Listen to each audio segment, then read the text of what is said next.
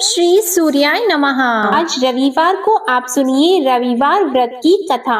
प्राचीन काल में एक राजा था और एक रानी थी। उनके पास सिपाही, घोड़े, दासियां, दास, धन दौलत सब कुछ था, सिर्फ उनकी संतान नहीं थी। इसी कारण वे दोनों राजा रानी बहुत दुखी रहते थे। संतान प्राप्ति के लिए उन्होंने हर तरह के दान, धर्म, धार्मिक अनुष्ठान, जप, मंत्र, पूजा पाठ आदि सब किया, लेकिन इससे उनका कोई फायदा नहीं हुआ। जब राजा और रानी वृद्ध होने लगे तो दोनों को बहुत ही चिंता हो गई। वे दोनों सोच में पड़ गए कि अब हमारे इतने बड़े राज्य का क्या होगा, कौन बनेगा इस राज्य का वारिस, कौन लेगा प्रजा की जिम्मेदारी। राजा और रानी दिन रात इसी चिंता में घुटने लगे। उन्हें खाने और पीने की भी सुध नहीं रहती थी। तो एक सुबह राजा के दरबार में एक साधु आता है तो दासी रानी को इत्तला करती है।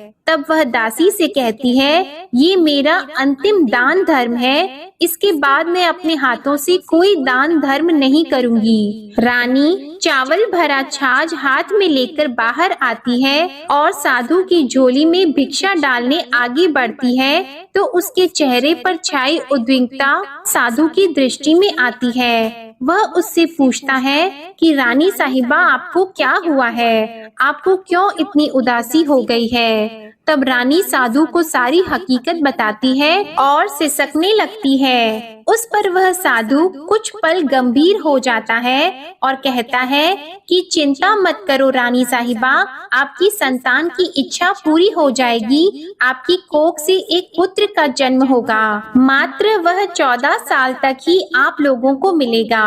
इसके आगे वह जीवित नहीं रह पाएगा।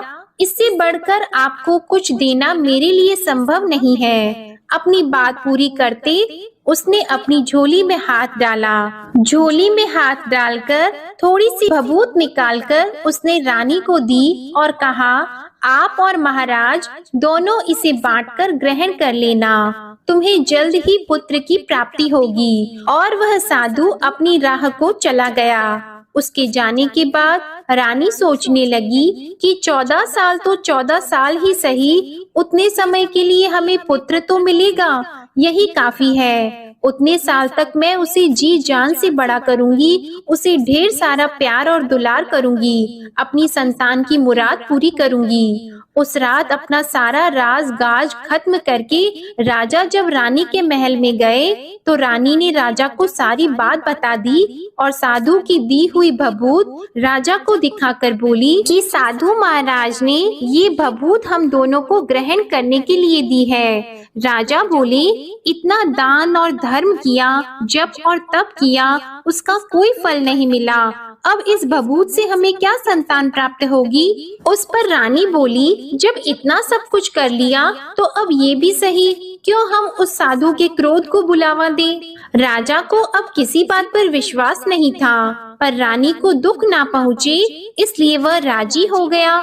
और राजा रानी दोनों नहाते धोते हैं, फिर अपने भगवान का नाम का स्मरण करते हैं, अपने पुरखों को स्मरण करते हैं और उस साधु महाराज का नाम स्मरण करके वह भभूत बांटकर दोनों खाते हैं। उसके बाद दोनों निश्चित होकर सो जाते हैं। तो कुछ दिन गुजर जाते हैं और साधु द्वारा कहे अनुसार रानी गर्भवती हो जाती है। उस पर राजा और रानी दोनों की खुशी गगन में नहीं समाती। राजा रानी से बोलते हैं, महारानी सचमुच साधु महाराज की कृपा हो गई। तो 9 महीने बाद रानी ने एक सुंदर पुत्र को जन्म दिया।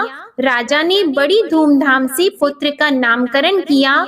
सारे राज्य में 8 दिन तक अनशन तर्पण रखा, उत्सव मनाया गया। आप पुत्र की कुंडली देखने के लिए राज्य के सबसे विद्वान पंडित जी को बुलाया गया। जो कुंडली देखकर पंडित जी बड़े चिंतित हो गए, कहने लगे, महाराज हमारा राजपुत्र सिर्फ 14 साल तक हमारे पास रहेगा। राजा को इस बात की भनक तो थी ही, रानी को भी साधु महाराज की बात याद थी। दोनों चुप रह जाते हैं। उसके बाद राजा और रानी बड़े प्यार से बेटे की परवरिश करते हैं, उसकी हर ख्वाहिश पूरी करते हैं और थोड़े समय के लिए ही सही भगवान ने संतान की अपनी मुराद पूरी कर ली। इससे वे समाधान मानते हैं। राजपुत्र दिन प्रतिदिन बड़ा होता है। जब वह 7 साल का हो जाता है तो राजा एक अच्छे गुरु की नियुक्ति करके उसे पढ़ाई लिखाई घुड़सवारी आदि 12 विद्याओं का शिक्षण देते हैं। जब वह सब शास्त्र विद्या में पारंगत हो जाता है और 12 साल की उम्र का हो जाता है, तब एक अच्छी सी राजकन्या खोजकर उसकी शादी करा देते हैं। तो 2 और साल बीत जाते हैं। बेटा 14 साल का हो जाता है। एक दिन राजपुत्र राजा से बोलता है, पिताजी, मैं अपना सारा राज्य घूमकर देखना चाहता हूँ। आज तक मैंने सिर्फ इस रजवाड़े के अतिरिक्त कुछ देखा नहीं है। बेटे की बात सुनकर राजा चिंतित हो जाते हैं, क्योंकि पुत्र को 14वां साल शुरू हुआ ही था। अब कोई अनहोनी होने का वक्त नजदीक आ पहुंचा था, लेकिन राजा यह सब बातें पुत्र को बता नहीं सकता था। राजा अपने चेहरे पर खुशी लाकर बेटे से कहता है कि हाँ, जरूर जाओ बेटा, तुम्हें अपना सारा राज्य घूमकर देखना चाहिए। कहाँ क्या है ये सब जानना चाहिए। कल मेरे बाद तुम ही को तो राजा बनना है। मात्र एक बात का ध्यान रखें, तुम जहाँ जा रहे हो, क्या कर रहे हो, ये बात अपनी पत्नी को नहीं बताना। पुत्र कहता है, ठीक है पिताजी, आपने जो कहा है मैं वैसा ही करूँगा। राजपुत्र दिन भर अपनी पत्नी के साथ रहता है, खुशियाँ मनाता है और रात को 12 बजे वह उठकर बाहर चला जाता है। फिर सुबह होने से पहले वापस अपने महल में आकर सो जाता है। ऐसा बहुत दिनों तक चलता रहा और पुत्र का 14वां साल खत्म होने में कुछ ही दिन बाकी रहे थे। इतने में उसकी पत्नी यानी छोटी रानी रात में जाग जाती है। वह देखती है कि बिस्तर पर राजपुत्र नहीं है। वह महल में सब जगह देखती है तो राजपुत्र कहीं भी नजर नहीं आते। तो वह क्या करती, किससे कहती? वह चुपचाप रहती है। फिर वह सुबह होने पर देखती है कि उसका पति अपनी जगह सोया हुआ है। वह पति से कुछ नहीं पूछती है, लेकिन दूसरी रात भी जब वैसा ही होता है, तीसरी और चौथी रात और कुछ दिनों तक ऐसा ही चलता रहता है, तब रानी बहुत ही चिंतित हो जाती है। उसके मन में ढेर सारे सवाल उठते हैं, लेकिन उसे पूछने में डर लगता है। शायद पति गुस्सा कर बैठे। सास ससुर से पूछने के बारे में सोचा तो उसकी कुल मर्यादा बीच में आ जाती थी। तो इस तरह वह मन ही मन घुटती रहती थी। इस हालत में उसे खाने पीने में दिलचस्पी नहीं होती थी। वह दुबली पतली हो जाती है। तो उस राज्य में फूल बेचने वाली एक बूढ़ी मालिन थी। वह हमेशा छोटी रानी को फूल देने उसके महल में आती थी। उस बुढ़िया का ध्यान छोटी रानी पर पड़ जाता है। वह उससे पूछती है, बेटी, तुम्हें किस बात का दुख है? तुम इस तरह सूख कर कांटा क्यों बनी हो? उस पर रानी कहती है, क्या बताऊं तुम्हें अम्मा, तुम्हारा राजपुत्र हर रात्रि को बाहर चला जाता है और सुबह वापस लौट कर आ जाता है। वह कहाँ जाता है, क्या करता है, यह सोच सोच कर मैं अन्न जल ग्रहण नहीं कर पाती हूँ और सूख सूख कर इस तरह कांटा बन रही हूँ। बुढ़िया सब बात सुनकर उसे एक उपाय बताती है कि बेटा ऐसा करना, आज रात को तुम सोना मत, उसके पीछे जाकर देखना कि वह कहाँ जाता है, क्या करता है और उसकी अच्छी तरह से पहरेदारी करना। तो छोटी रानी बोली कि अगर मुझे नींद आ गई तो बुढ़िया बोली कि तुम्हें नींद न आए इसलिए एक काम करना, अपने बाएं हाथ की उंगली में एक जख्म कर देना, उस पर थोड़ी सी मिर्ची छिड़कना, उससे तुम्हें बड़ी जलन होगी और उस पीड़ा से तुम्हें रात भर नींद नहीं आएगी। रानी बुढ़िया के कहे अनुसार वही करती है। उंगली की जलन से उसे बड़ी देर तक नींद नहीं आती, लेकिन बाद में वो सो जाती है। दूसरे दिन सुबह बुढ़िया फूल लेकर उसके महल में पहुंचती है और पूछती है, क्या हुआ बेटी, क्या तुम देख पाई कि पति कहाँ जाता है? रानी कहती है, नहीं अम्मा, पहले कुछ समय जलन के कारण मुझे नींद नहीं आई, पर कुछ देर के पश्चात मैं सो गई। बुढ़िया कहती है, कोई बात नहीं, आज तुम उंगली पर पहले से थोड़ा बड़ा जख्म करना और ज्यादा मिर्च लगाना। तो रानी ने वैसा ही किया, परंतु वह सिर्फ पति को बाहर निकलते हुए देख पाती है, उसके पीछे नहीं जा सकती क्योंकि उसे फिर से नींद आ जाती है। दूसरे दिन सुबह बुढ़िया आती है तो उसके पूछने से पहले ही रानी रोककर कहती है, अम्मा, मैं आज भी उसकी पहरेदारी ठीक तरह से नहीं कर पाई। बुढ़िया कहती है, रोना नहीं बेटी, सब कुछ ठीक हो जाएगा। तुम आज रात जख्म और बड़ा करना और उस पर ज्यादा मिर्ची लगाना और एक काम करना कि जब वह जाने के लिए निकलता है तब उसका रास्ता रोकना। बुढ़िया ने जैसा बताया रानी ने वैसा ही किया।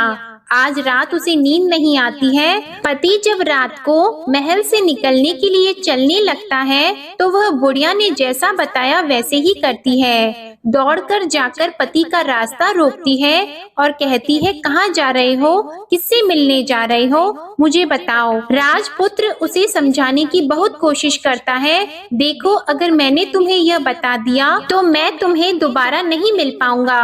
रानी कहती है, कोई बात नहीं, ना मिल पाओ, लेकिन आप रात के समय कहाँ जाते हो यह मुझे बता दो।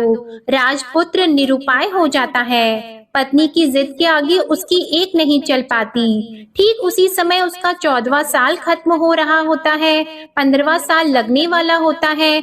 जो होता है वह हो जाने दो, यह सोचता है और कुछ चावल मंत्रों से सिद्ध करके पत्नी को देकर कहता है कि इन चावल के दानों को हाथ की मुट्ठी में पकड़ना।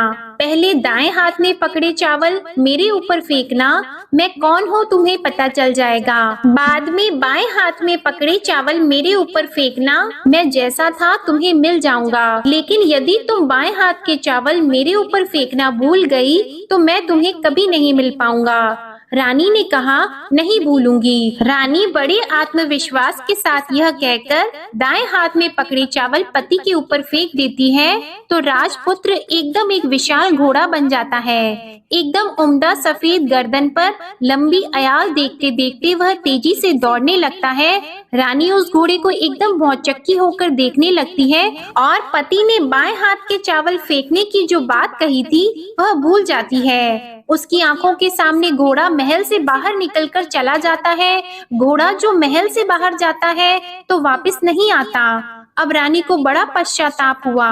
वह स्वयं को कोसने लगती है, लेकिन अब उसका कोई फायदा नहीं होने वाला था। राजपुत्र अब वापस नहीं आने वाला था। सुबह होते ही महाराजा को सब बात पता चली। उन्हें बहुत दुख होता है। वे बिस्तर पकड़ते हैं और राह देखते हैं कि एक दिन उनका बेटा वापस आ जाए। इस तरह 1 महीना गुजरता है, 3 महीने गुजरते हैं, आखिर 6 महीने पूरे हो जाते हैं। राजपुत्र का कोई अता पता नहीं चलता। प्रधान राजपुत्र को ढूंढने के लिए राज्य के गांव-गांव सिपाही भेजता है, लेकिन उन्हें कोई सफलता नहीं मिलती। इधर रानी अपनी हठ के कारण पति गायब हो गया है, ये सोचकर स्वयं को मन ही मन कोसती है और प्रण लेती है कि कुछ भी करके पति को ढूंढ कर लाएगी और उसे वापस घर लेकर आएगी। एक दिन सुबह उठकर सास ससुर के महल में जाती है और कहती है कि मैं अपने पति की खोज में जा रही हूँ। महाराजा को और क्या चाहिए था, कुछ भी करके उनका बेटा उन्हें वापस मिलने चाहिए था। वे बहू को जाने की अनुमति देकर कहने लगे, बेटी तुम्हें जो चाहे वह करो, जहाँ जाना है वहाँ जाओ, लेकिन हमारे बेटे को वापस लेकर आओ। अब रानी अपना शाही भेष बदलकर एक सेठानी बन जाती है। कुछ दासियों को, कुछ नौकरों को साथ ले लेती है, कुछ सामान साथ ले लेती है और राज्य की सीमा पर जाकर वहाँ एक भोजनालय खोल देती है। वहाँ आने वाले सब यात्रियों को खाना मुफ्त में देने लगती है। मात्र एक शर्त रखी कि खाने वाले को उसकी देखी हुई कोई अजीब चीज उसकी मालकिन को यानी राजकन्या को बतानी पड़ेगी, तो वहाँ आने वाला हर नागरिक अपनी तरफ से मैंने ये देखा, मैंने वह देखा कहकर वहाँ से मुफ्त खाना खाकर जाता था। परंतु रानी को जो बात चाहिए थी वह अब तक नहीं मिली थी। ऐसे ही कुछ दिन बीत गए तो रानी के महल में फूल लेकर जाने वाली बुढ़िया के एक बेटा और बहू थे। उनका एक छोटा बेटा था, यानी बुढ़िया का एक पोता था। तो बेटा और बहू सुबह काम के लिए निकलते थे तो पोते को संभालने की जिम्मेदारी बुढ़िया पर रहती थी। दिन भर पोते को संभालती थी। एक दिन बुढ़िया को पान खाने की आदत थी, तो पान लगाने के लिए चूना चाहिए था। वह उसे तैयार करने के लिए सीपियाँ लेकर आई। इन सीपियों को भूनने के लिए गोबर के कंडे चाहिए थे। कंडे इकट्ठा करने के लिए वह बांस की टोकरी लेकर चरवाहे के मैदान में गई। वहाँ बहुत सारे कंडे थे। उन्हें जमा करते करते उसे घर आने में अंधेरा हो गया। इस ओर शाम होते ही काम से वापस आकर बेटा और बहू घर पहुँचे तो देखा कि बच्चा घर पर अकेला है और रो रहा है। वे दोनों गुस्से से लाल पीले हो गए। इतने में बुढ़िया घर आ पहुंची। बेटे ने पूछा, पोती को घर अकेला छोड़कर कहाँ गई थी? बुढ़िया बताने लगी कि मैं गोबर के कंडे इकट्ठा करने गई थी। इस पर बेटा बोला, दोबारा बच्चे को अकेला घर पर छोड़कर यदि कहीं गई तो मैं तुम्हें बहुत पीटूंगा। बुढ़िया कहने लगी, नहीं बेटा, फिर कभी ऐसा नहीं करूंगी। लेकिन दूसरे ही दिन बुढ़िया वह बात भूल गई और फिर चरवाहे के मैदान पर कंडे इकट्ठा करने चली गई। शाम को जब बेटा और बहू काम से वापस लौटे तो देखा कि बच्चा घर पर अकेला है और रो रहा है। अब उसके बेटे की सहन शक्ति खत्म होने लगी और बुढ़िया के वापस आने पर उसे घर से निकाल दिया। बुढ़िया रात भर घर के बाहर अंधेरे में बैठी रही और सुबह होते ही हाथ में टोकरी लेकर कंडे इकट्ठा करने के लिए निकल गई। उस दिन उस पर कंडे इकट्ठा करने का मानो पागलपन सवार हो गया था। कंडे इकट्ठा करते करते जब अंधेरा हो गया उसे मालूम ही नहीं चला। उसे जब ध्यान आया तो गांव का रास्ता भी ठीक तरह से दिखाई नहीं दे रहा था। वह अंधेरे में आंखें फाड़कर देखती देखती किसी तरह आगे निकल पड़ी तो एक कपिला गाय छन छन की आवाज करते गली की घंटी बजाते ठुमक कर उस मैदान पर आ गई। उसे देखकर बुढ़िया सोचने लगी कि इस गाय के पीछे पीछे जाऊंगी तो गांव तक पहुंच जाऊंगी। तब बुढ़िया उसके पीछे पीछे जाने लगी। वह गाय उस मैदान से लेकर एक एक करके 6 मैदान पार करती है। आखिर में वह 7वें मैदान तक पहुंचती है तो क्या होता है कि उस मैदान पर एक बड़ा सा पत्थर है। गाय जाकर उस पत्थर को अपना सींग मारती है। जब गाय ने सींग मारा तो वह पत्थर दूर हट गया और पाताल में नीचे जाने की सीढ़ियां दिखाई देने लगी। तब वह गाय उन सीढ़ियों से नीचे जाने लगी। बुढ़िया वह सब देख रही थी और झट से जाके गाय की पूंछ को पकड़ लिया। वह गाय के साथ नीचे पाताल में पहुंच गई और तुरंत ही गाय की पूंछ छोड़ दी और इधर उधर देखने लगी। उसने देखा कि वहाँ दीप और दिए जलते हैं और तेज रोशनी गाय के ऊपर पड़ती है और वहाँ अद्भुत घटनाएं घटने लगती है। गाय के नीचे जाते ही उसके गले में अपने आप सांकल पड़ गई और छमछम करके कोई दूध आड़ी में गाय का दूध दूहने लगा। लेकिन जो भी कोई वह कर रहा है वह मात्र दिखाई नहीं दे रहा है। बुढ़िया बहुत घबरा गई, कहाँ आकर फंस गई यह सोचने लगी और यहाँ वहाँ छिपने के लिए जगह ढूंढने लगी। लेकिन उसे कहीं भी जगह नहीं मिली। हर जगह उजाला ही उजाला था। तो वह एक कोने में खड़ी हो गई और जो कुछ सामने हो रहा था उसे चुपचाप देखने लगी। उसने देखा कि वहाँ एक उम्दा सफेद घोड़ा और 2 कुंड थे। उसमें से एक कुंड में उस घोड़े ने छलांग लगाई और ऊपर आ गया और उस घोड़े को अब राजपुत्र का रूप प्राप्त हो गया। उसने दूसरे कुंड के पानी में स्नान किया, वहाँ रखे नए कपड़े पहने और नजदीक ही एक सुंदर पलंग था, उस पर आकर वह बैठ गया। उसके सामने अपने आप 5 पकवानों की थाली आ गई, दूध की एक प्याली भी आ गई, 5 सुपारी आ गई। उसके सामने एक दिया जलता रहा और राजपुत्र ने खाना खाया, पानी पिया, 5 सुपारी खाई और बिस्तर पर लेट जाने से पहले सूर्य देव का स्मरण करके सामने जलते हुए दिए से पूछा, हे दीपंकर, मेरे माता पिता क्या कर रहे हैं? दिया बताने लगा, बेटे के शोक में डूबे हैं। राज कौन संभाल रहा है? तो उसने बोला कि राज्य प्रधान संभालते हैं। उसने पूछा कि मेरी पत्नी क्या करती है?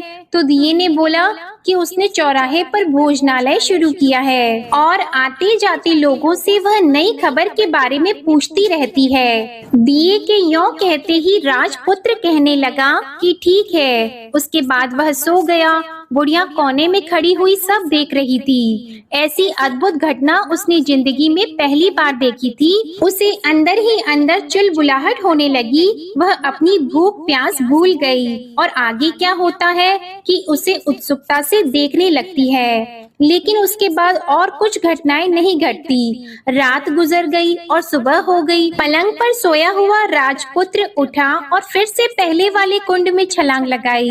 तो अब वह फिर से घोड़ा बनकर कुंड से बाहर आ गया। वह तेजी से उच्च पाताल नगरी से बाहर निकल गया, लेकिन वह कहाँ गया बुढ़िया को कुछ पता नहीं चला।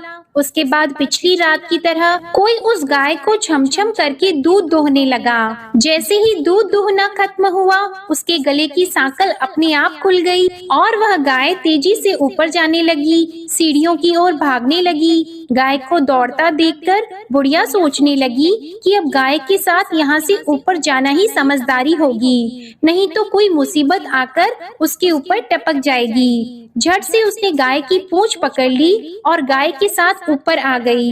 गाय जब मैदान में पहुंची तो उस सुरंग का रास्ता अपने आप बंद हो गया और उसके मुंह पर एक बड़ा सा पत्थर पहले की तरह खड़ा हो गया।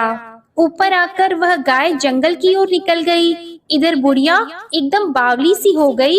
उसने पाताल नगरी में जो कुछ देखा था वह जल्द से जल्द किसी को बताने के लिए उतावली हो गई। उसे एकदम याद आया कि नगर की सीमा पार कोई औरत भोजनालय चलाती है और नई बात बताने वालों को अच्छा खाना पीना मुफ्त में देती है। वह सोचने लगी कि क्यों न मैं ये बात उस औरत को जाकर बताऊं। यदि उसे ये बात पसंद आ गई तो बाकी जीवन खाने पीने की झंझट से मुक्ति मिल जाएगी। बुढ़िया ने मन में तय किया और तुरंत उस भोजनालय के द्वार पर टंगे नगाड़े के सामने खड़ी हो गई और जोर जोर से नगाड़ा बजाना शुरू कर दिया। नगाड़े का इस तरह शोर सुनकर मालकिन यानी छोटी रानी मन में प्रसन्न हो जाती है कि शायद कोई बड़ी बात लेकर यहाँ आया है। रानी सिपाहियों को आदेश देती है, जाइए और जो कोई आया है उसकी अच्छी तरह खातिरदारी कीजिए। आदेश पाते ही सिपाही नीचे दौड़ गए तो एक बुढ़िया नगाड़ा बजा रही थी। उन्होंने पूछा, क्यों नहीं बुढ़िया, क्या हुआ, क्यों नगाड़ा बजा रही हो? बुढ़िया बोली, कुछ नहीं बेटा, यहाँ खाना मिलता है ना, इसलिए आई हूँ। खाना चाहिए मिलेगा, लेकिन तुझे कोई नई बात बतानी पड़ेगी। हाँ बताऊंगी, एक बात मालूम है मुझे।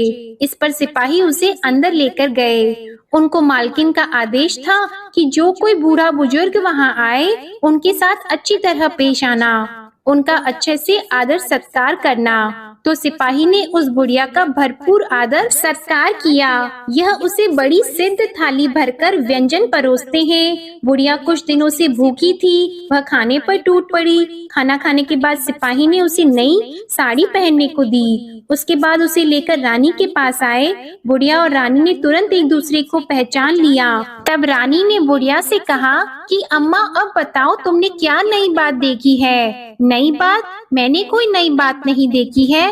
बुढ़िया बोली, वह तो मेरे पास तुम्हें देने के लिए खाने के पैसे नहीं थे, इसलिए मैंने झूठ कहा और नगाड़ा बजाया। रानी ने कहा, अम्मा घबराना नहीं, मैं किसी को तुम्हारा नाम नहीं बताऊंगी। फिर भी बुढ़िया ने कहा कि मेरे पास कोई नई बात नहीं है। इस पर रानी ने उससे कहा, देखो अम्मा, यदि तुमने मुझे वह नई बात बताई तो जिंदगी भर मैं तुम्हारी देखभाल करूंगी और तुम्हें रानी माता की तरह रखूंगी। अब बुढ़िया बताने को तैयार हो गई। उसने जो कुछ उस चारागाह वाले मैदान पर देखा था वह सब कुछ कुंवर रानी को बता दिया। बुढ़िया की वे बातें सुनकर कुंवरनी को यकीन हो गया कि वह राजपुत्र उसी का पति है। वह तुरंत बुढ़िया से कहने लगी कि अब माँ मुझे उस जगह पर ले चलो। तब बुढ़िया बोली, नहीं बेटी, वह पाताल राज्य है, सांप है। यदि किसी ने तुम्हें देख लिया तो तुम्हारी जान खतरे में पड़ सकती है। लेकिन रानी उसकी एक भी नहीं सुनती, उसे उस जगह ले जाने के लिए हठ करने लगी।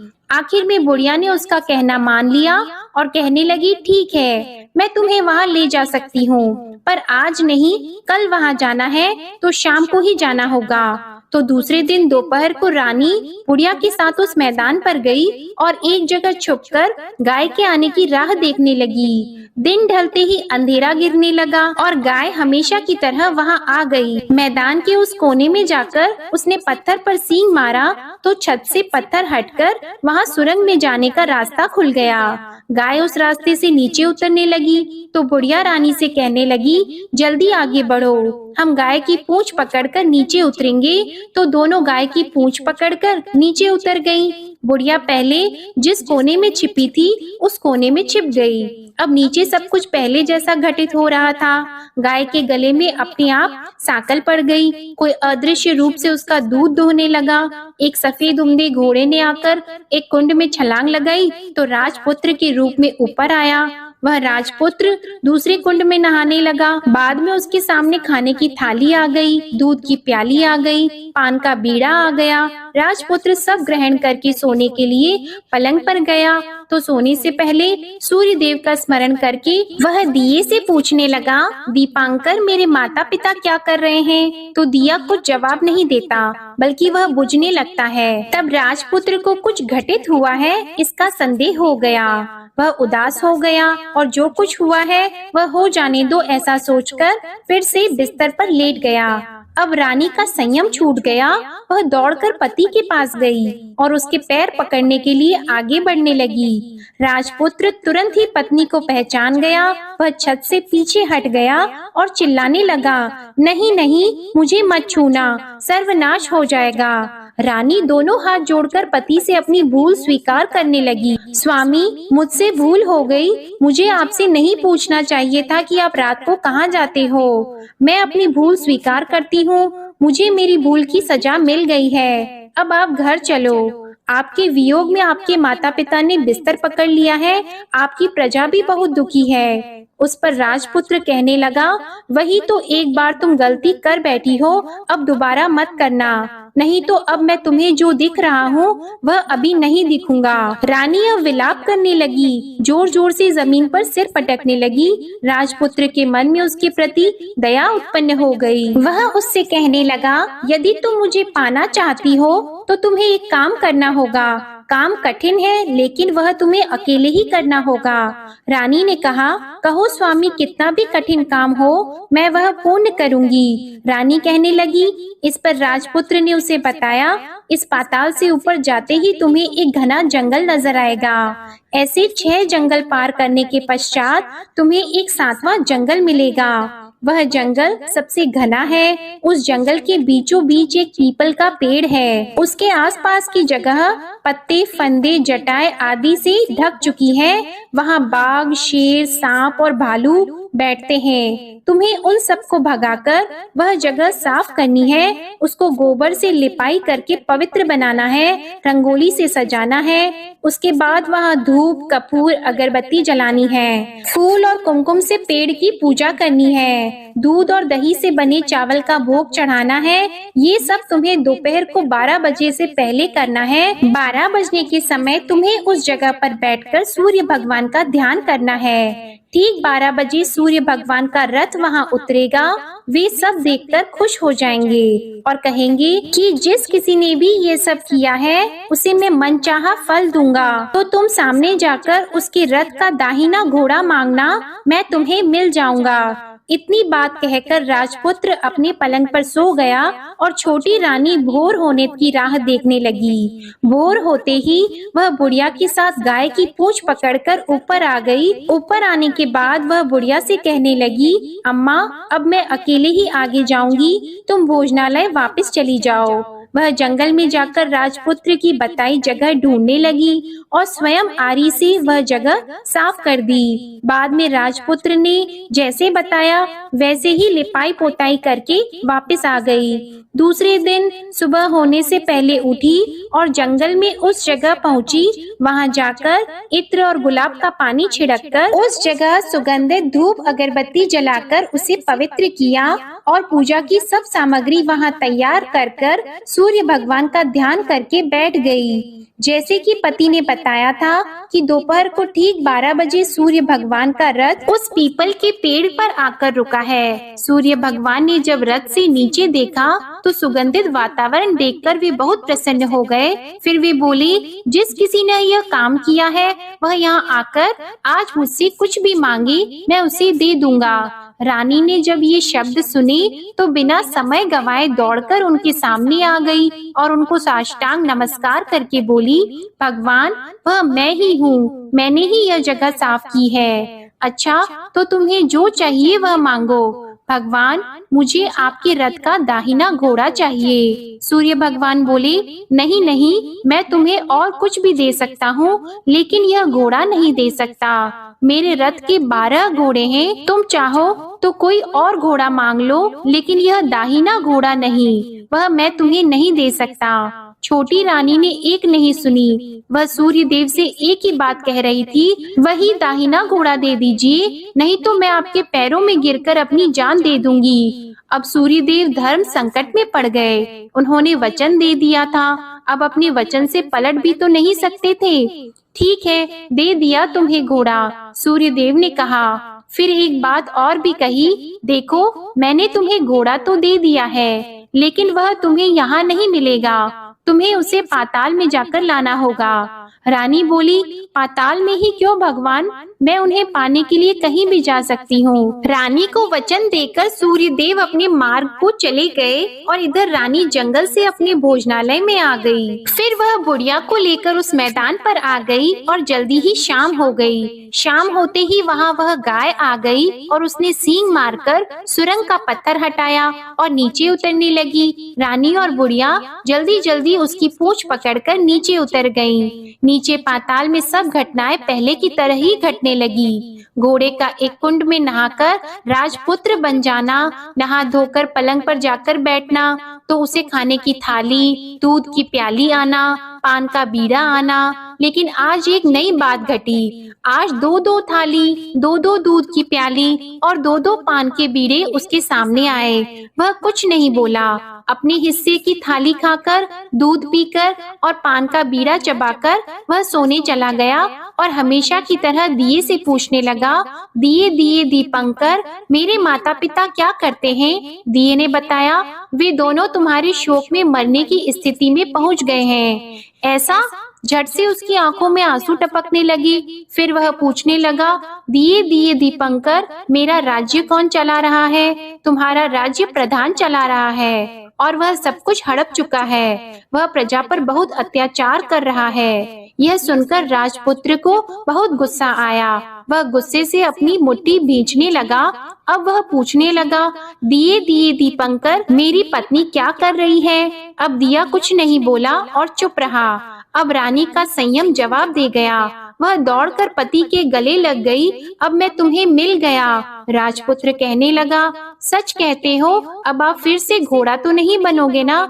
नहीं, दोबारा घोड़ा नहीं बनूंगा। तुमने जो इतने सारे कष्ट उठाए हैं मुझे पाने के लिए, इसलिए सूर्य देव ने मुझे सदा के लिए घोड़े के जन्म से मुक्त कर दिया है। राजपुत्र ने बड़े प्यार से कहा और उसे गले लगाया, उसके आंसू पोंछे और कुछ देर के पश्चात सुबह हो गई तो गाय की श्रृंखला टूटकर वह ऊपर भूलोक जाने लगी। रानी, राजपुत्र और बुढ़िया उसकी पूंछ पकड़कर ऊपर आ गए। ऊपर आने पर वे सीधे भोजनालय में पहुँचे। वहाँ का सब सामान लोगों में बांट दिया और उसको ताला लगाकर अपने राज्य में लौट आए। राजपुत्र वापस आता है और उसके तेवर देखकर प्रधान घबरा जाता है। राजपुत्र ने उसे बंदी बनाकर कैद खाने में डाल दिया और राज्य की बागडोर अपने हाथ में ले ली। उसके बाद वह अपने माता पिता को मिलने उनके महल में गया।